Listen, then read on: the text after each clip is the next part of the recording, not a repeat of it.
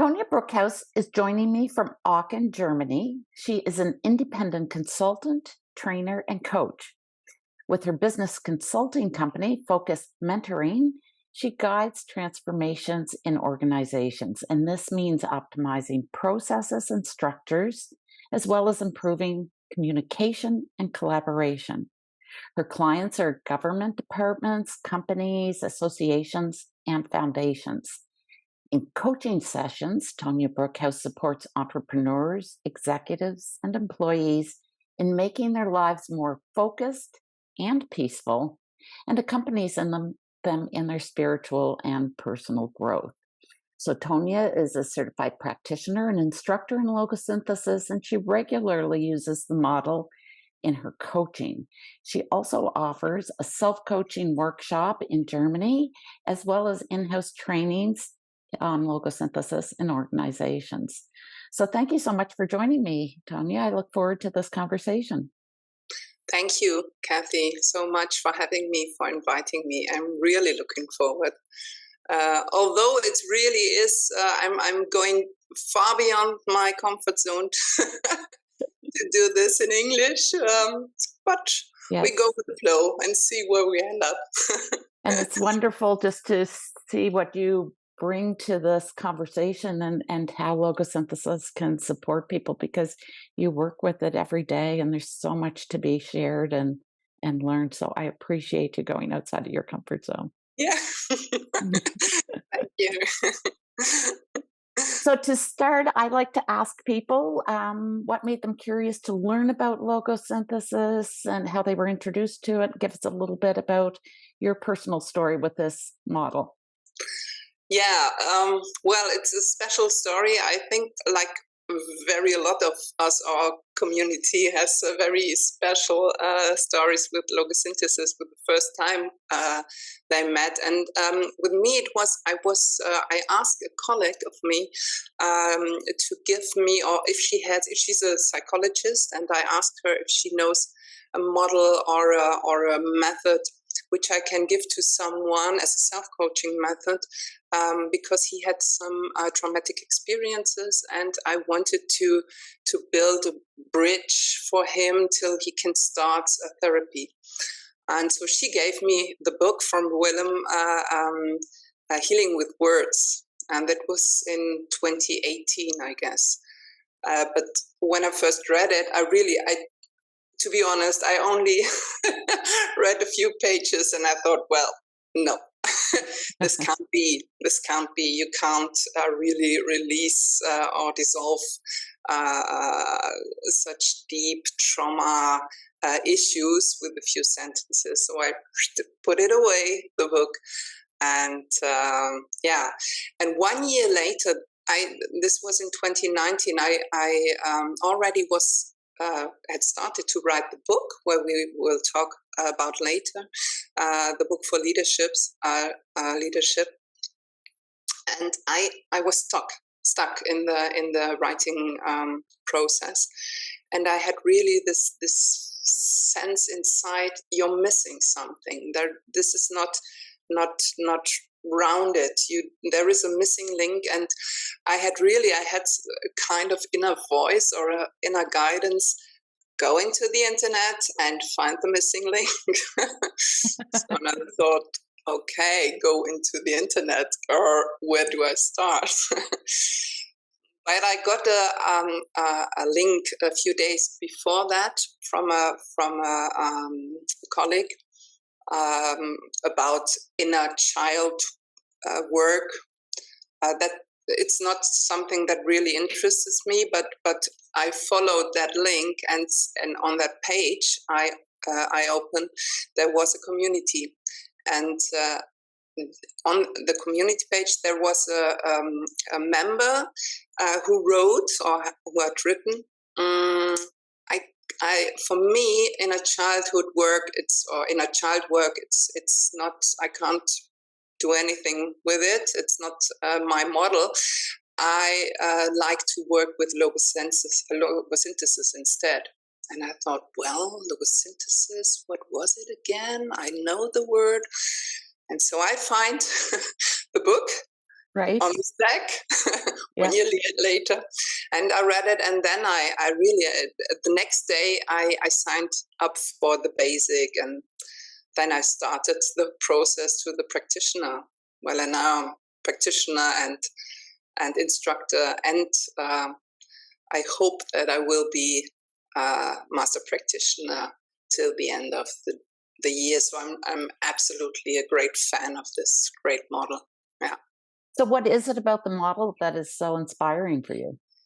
It's inspiring is that you really can dissolve really deep issues in so elegant and so without diving that deep, and not in so really long processes, but really short. If you find the trigger and you say the sentence and then you can let go, it's so releasing for everyone who is working with it. Yeah, that's Yeah, and I why. find sometimes now people are like, "Well, I don't understand how it works," but I've been looking up some of the medical research on mental imagery, and you think of mental imagery and emotional distress, and if you can dissolve that mental imagery, the distress is released immediately and sustained. And I view it that logosynthesis offers a model Mhm. to resolve the mental imagery, right? Yes. And yeah, Yeah. but it's a model to guide you to identify it and neutralize it, which is two important components, Of isn't it? course, of course. There has to be a really good relationship. That is the base, of course, uh, of it all. So people need to trust the one who's guiding them, and they really have to feel free to let everything go and to tune into the process. And Yeah. then it's easy. It looks very easy, but of course there is a lot of work to be done before you say the sentences. Yeah, yeah. And it can feel intense, right? If you're dealing with really intense emotions and thoughts and physical Mhm, sensations, when that energy shifts, it does feel intense. And again, an important part to have mhm, someone trusting to work with through it. mhm. Mm. Yeah, yeah. So, congratulations on publishing your book. The book Führen aus der Essenz, or in English, we would call it Leading from Essence. Mhm. And I look forward to having it available in English as well. So, can I, you offer an overview of the book and tell us what inspired you to write it? yeah, well, I the overview, or maybe a few steps before. Why did I write it? Well, it was I started it in 2019, and I had and I guided, or I coached leaders and employees, but a lot of leaders. And what I sense in all this conversations and in this coachings was that they are there is a lot of suffering inside of leaders too. They are human, of course, and it's because the and what the sense that I had was that they are uh, often caught up in fear and in guilt and blaming um, themes or issues. Um, uh, I think this is really very common in systems, in organizations. I think that we have a sort of blaming culture, at, at least in Germany. I don't know if In it's Canada as well, yes? as well. Okay, so it is, and this feels really deeply unhuman for all of us. But if you are in such a system, you think that it's the only way to go and the only way to deal with. And so, but it's and that and they came to me often because they said, I don't want to be that way. There has to be another way. I want to be kind to my employers, and I want to be kind to myself and to my clients, and I want to be in a different mode than angry and with such great expectations and so on. So and that this was something I knew very well from my own experience as a leader and as an entrepreneur. You say it like that, entrepreneur.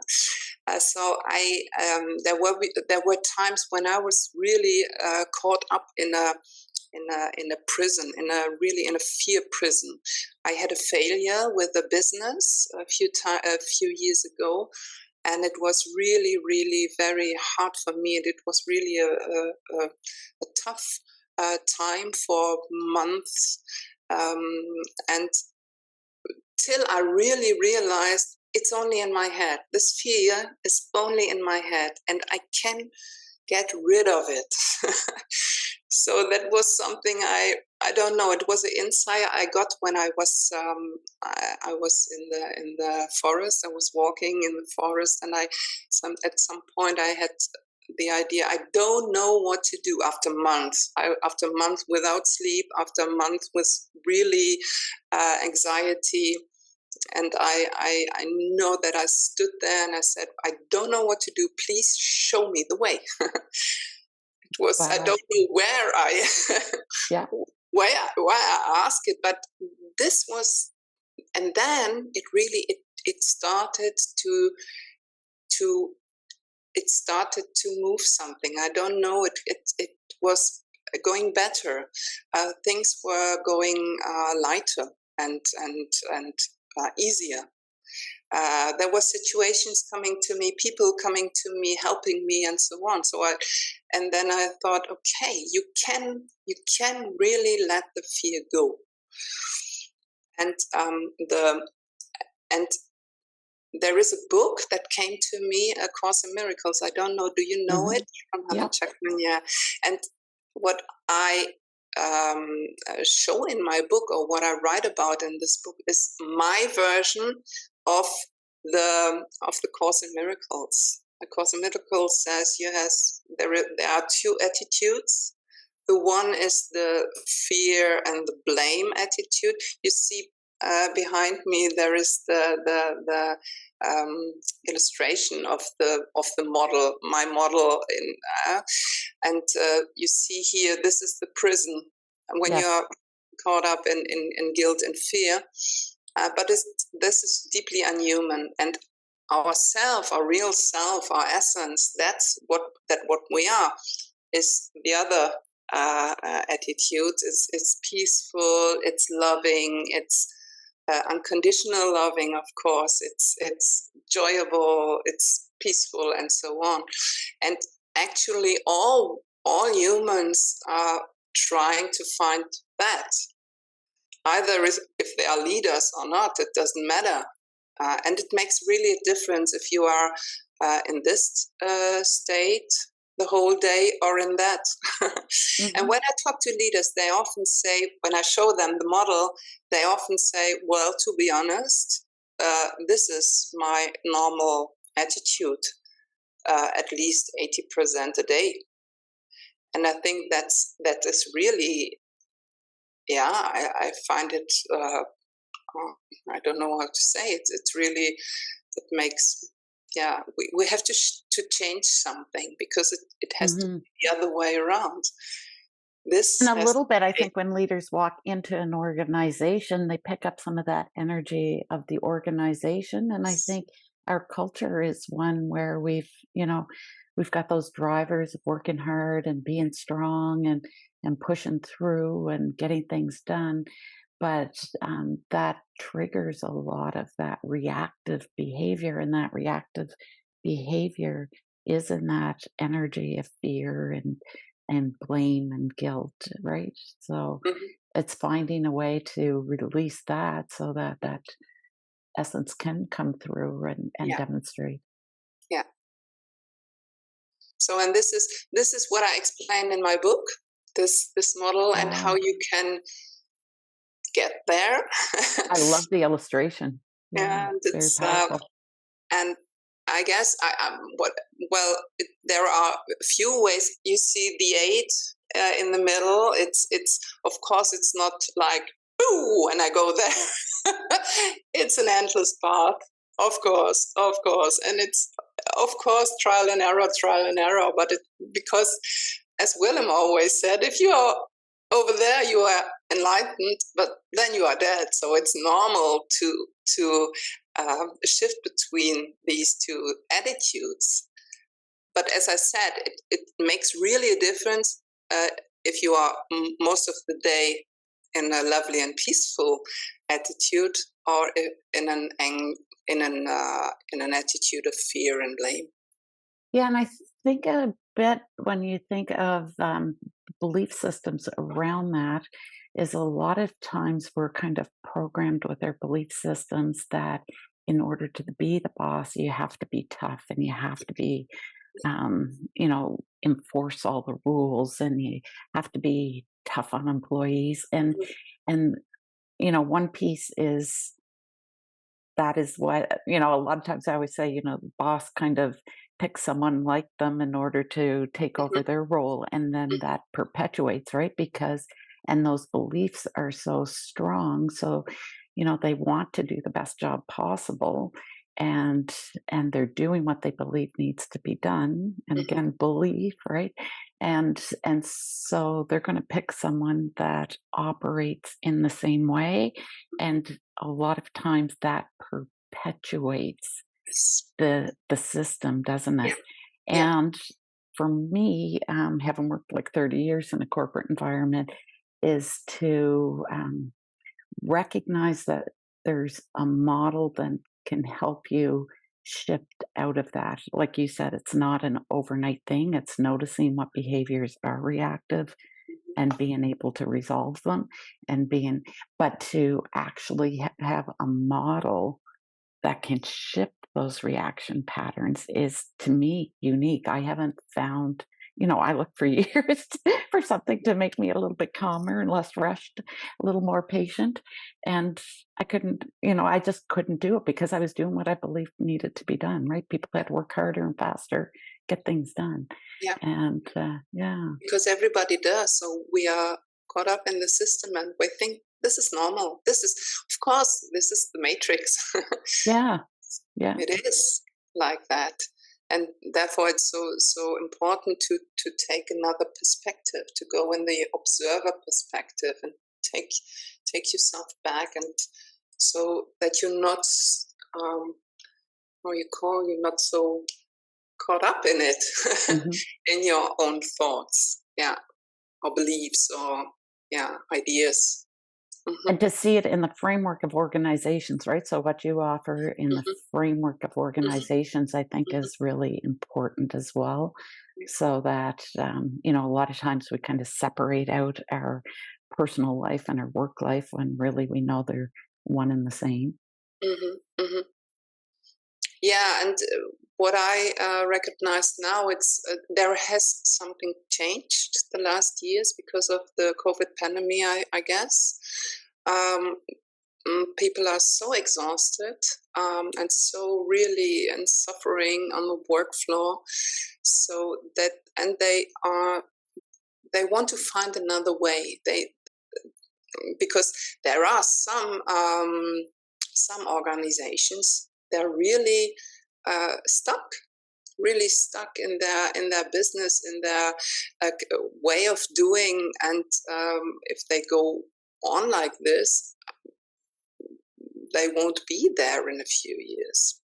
The new generation are only looking for a surroundment and a culture where they can rise their potential. That's really important for them.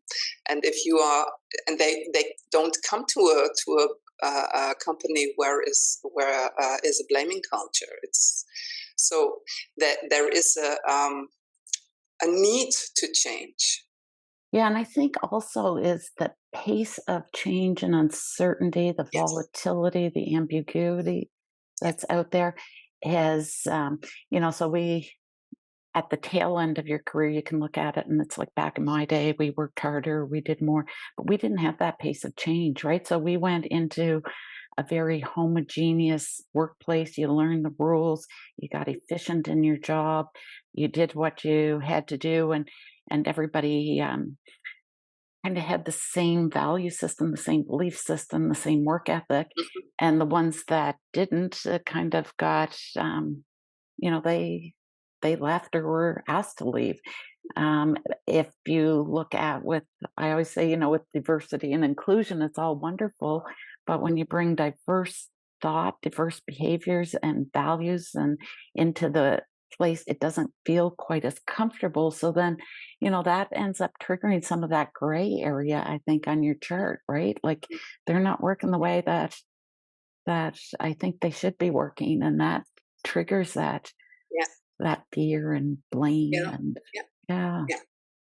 And as you said, there is a lot of uncertainty and it's high dynamic, everything, of course. And I think the next years we have to work because there is no certainty outside.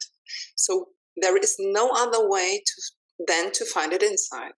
It's the only way, I think, in my opinion. I don't know, but because if then we are resilient, if we have this inner peace, this inner stableness, this inner certainty, then we are resilient, and then we are,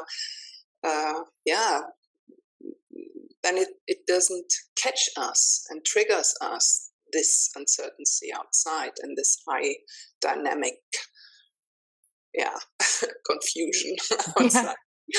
Yeah, and I was introduced to Logosynthesis when I was working at Kraft, and Heinz 3G, a Brazilian company, bought Kraft, and there were layoffs. I forget how many people were laid off, and new system changes, and huge change and uncertainty. And it was so valuable for me to have this as a resource.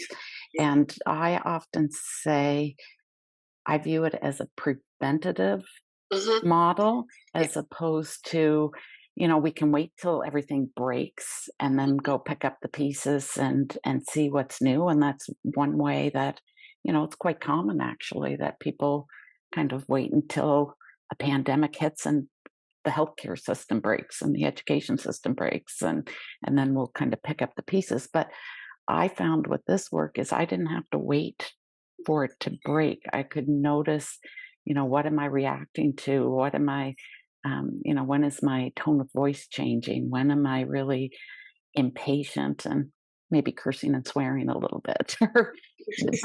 but those are all reactive behaviors, and so when you notice that, and I can shift that, then things fall into place better. And so I see a real value in working from a preventative standpoint. So I'm curious on your end, when do people come to you for support? I would love them to come preventive, but actually, most of them come when they really suffer and they say, I don't know, I can't go on this way like I did. I tried a lot of things and I don't know it anymore. So can you show me the way? The most of them had heard about logosynthesis because, of course, I am in the systems and I do I give workshops, and and of course, if people say, "Do you know something that helps really?" Then I said, "Yes, I know something, and we can make." So it's like I always feel like how you call when you fishing, like a fisherman. Yeah, I'm fishing for people who in a good way, of course, because I want to give them something that really helps, and then they come and say, "Yeah, I want to try. You told me about something. I want to try it. Let's have a try."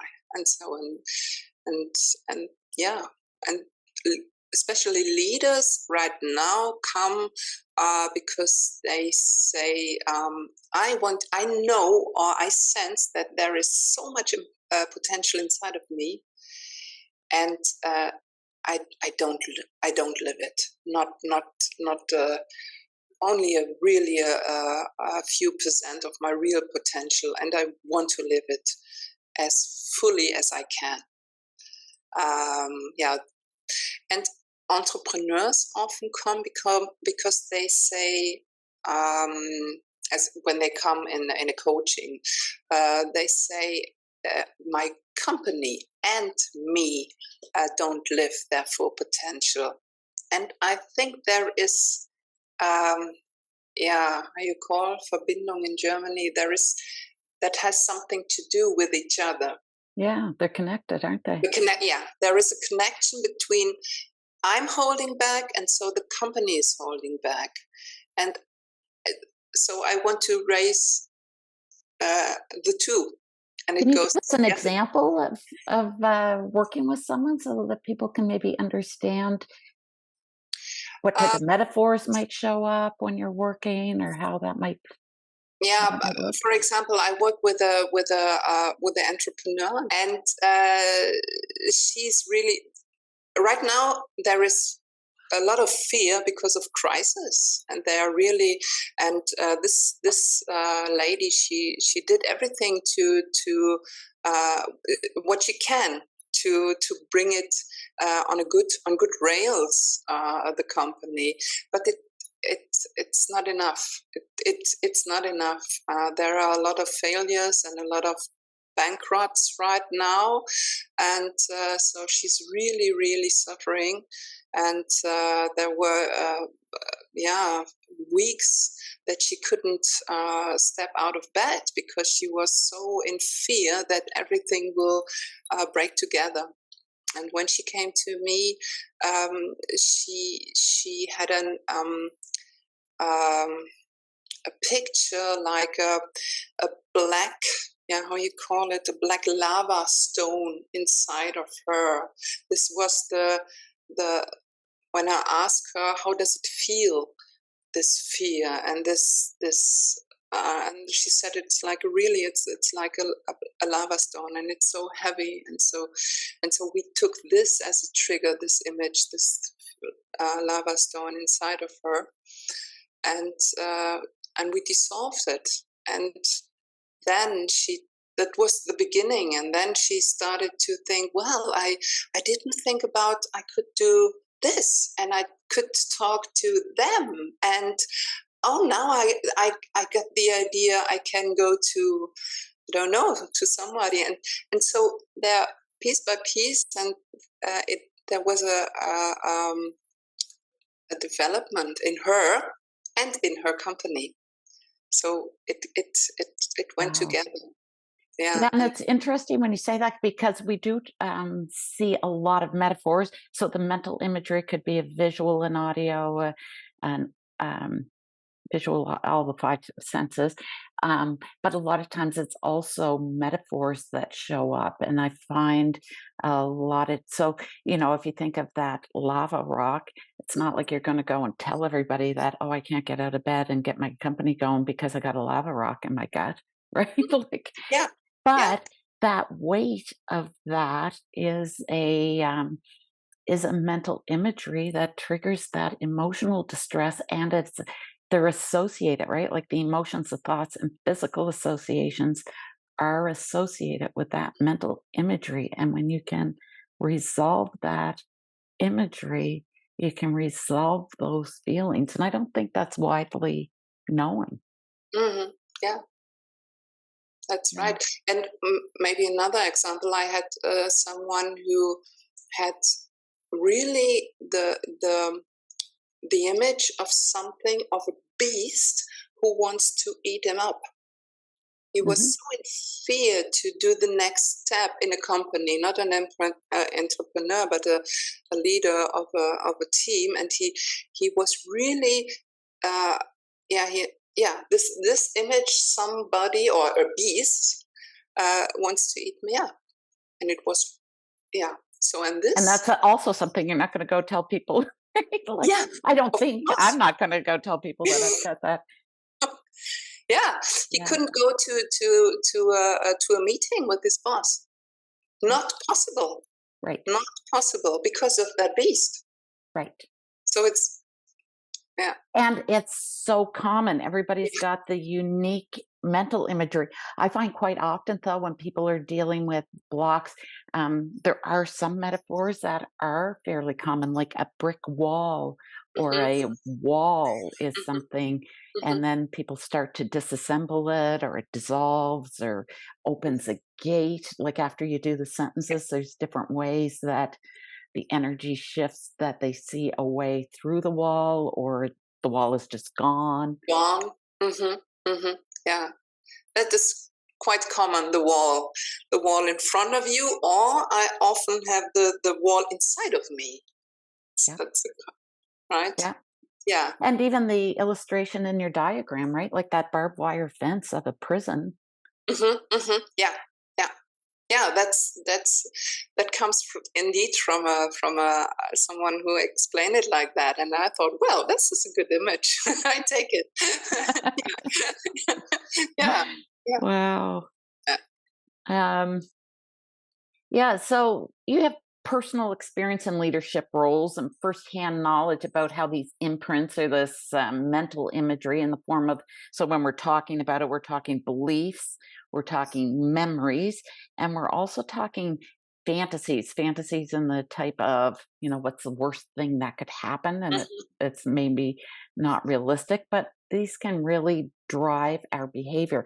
And it can be positive and it can be negative, but we get stuck in these patterns that we may not even recognize. So for Mhm. me, I always said my thing at work was work fast and hard, and I was a little impatient, perhaps, and but that served me very well until a point where people didn't like it if you were fast and impatient, because and you couldn't really get angry, especially if you're female, and things like that. And it's like, but I was doing what I believed needed to be done, and I couldn't shift that. So and it ends up then affecting not just your work, but it also affects your relationships. Like with my kids, if I'm fast and always in a rush, that's not healthy for me or them, and also my health, right? So can you maybe speak a little bit to this? Well, I know this driver very well. The be fast driver is my driver too. It's really yeah. I try. Of course, I worked on it, and I with logosynthesis and with other models. But and I think that I really learned to be patient. And the book I wrote 4 years. I really, for someone who's very impatient, this a long time. And I did a lot of rounds of logosynthesis over it, because, as you can imagine. And so that, yeah. So this, and the Be Strong driver is very strong in me too. So I come from a family with entrepreneurs, and we all thought that we have to be strong, of course, for us, for the family, for the organizations, always. And that's drivers that is very common for leaders too. But a driver, I don't have really strong in me, but a lot of leaders have is a people pleaser, please others. And that's a driver that is, if a leader has this driver, he or she wants to be part of the team. He or she wants to be loved, of course, and he or she couldn't do some really hard announcements because they have the feeling, oh, then they don't like me anymore, and they want to be part of it. So they don't do that. But sometimes, as a leader, of course, you have to say, no, not this way, but we go that way because it's the best way. And then they are stuck, and they do not they yeah, they don't do anything. And so this is something, this beliefs, it's beautiful work with logosynthesis. If you work on the beliefs, it's amazing what happens when you address it, and then so many things really shifts. Yeah. Yeah, and I find beliefs is a very interesting one, isn't it? Because when we have this belief, which is normally a conclusion we reached at a very young age, so we've seen our parents operate, or we've had an experience that formed this belief that I have to work hard, or I have to be the best, or Mhm, whatever. But we've come to this conclusion, mhm, and so if our energy is frozen in that conclusion, then we almost think that if we give it up, then we're the opposite. So if I don't have this really hard drive to work hard, then what, am I lazy, or am I? But I find when we dissolve the blocks with logosynthesis, or shift that mental imagery, then what ends up happening is our energy is available. We have more energy, and it's not about not, going from working really hard to not working. It's going from working really hard to being able to make a choice, and be present, and be kind and open and loving and peaceful. And then the people around you might think, oh, now I can ask if I could do that task, or you could ask someone to delegate without that energy of I've got to do it kind of thing, right? mhm. Like, does that make Yeah, absolutely, absolutely. And with all these drivers, there is always a fear because I'm not good enough. I'm not working hard enough, and people. So, and there is always a fear not to be good enough, and lose my job, or yeah, or don't, or I'm not. They don't like me anymore, or something like that. So behind all these drivers, there is the fear. yeah, yeah. Yeah. And so, how do you address it in the book? If we go back to the book and the structure of the book, what can people expect as far as the layout, perhaps? Well, what can they expect? First of all, I explain the model, and of course, I explain, especially for leaders, how they find the way from this attitude to this attitude. Uh, and first of all, it's like, for me, it's to activate the inner observer for self-awareness. There are a lot of exercises in it, and of course, and I give some examples too, spiral dynamics, how Right. consciousness raises in companies, because not all are caught up there, because there are a lot of companies who who are on the way, and who want to change, and who want to be a different culture. And that is my job. Do I see as my job in companies, to help them to build another culture. And if there are leaders at the at the top, uh, that one who wants that, then it's possible. But that is needed. Yeah. So, and at the end, of course, I give the second part is I give examples of logosynthesis, how I work with logosynthesis. There are a lot of examples of leaders who worked uh, where I worked with them, and I explain the processes. And of course, there is a self-coaching part in it, so that you can try it. So on your own, at home, with your beliefs or your fantasies or your fears.